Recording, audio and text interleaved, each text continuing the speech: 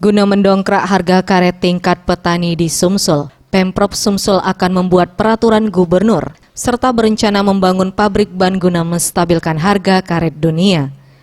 Yohanes H. Toruan, Asisten 2 Pemprov Sumsel menjelaskan, sesuai dengan instruksi Gubernur Sumsel, semua ASN kabupaten kota di Sumsel wajib menggunakan ban motor, produk lokal asli Sumsel. Hal ini dilakukan agar para petani karet dapat menjual hasil karetnya dengan harga yang cukup tinggi karena langsung bertransaksi bersama pemerintah. Namun hasil produksi yang dibeli harus sesuai standar yang diinginkan agar menghasilkan produk yang berkualitas. Kalau kita bikin pabrik ban motor, Pak Gubernur sudah bilang akan mewajibkan seluruh ban motor dinas kabupaten kota Sumsel itu pakai ban itu. Nah, sudah berapa motor?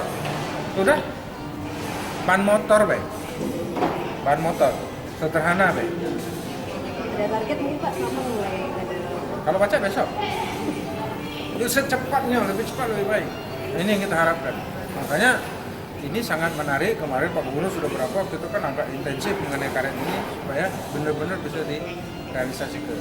Walaupun memang prosesnya agak.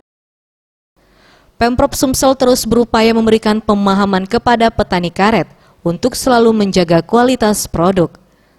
Tim Liputan Sriwijaya TV.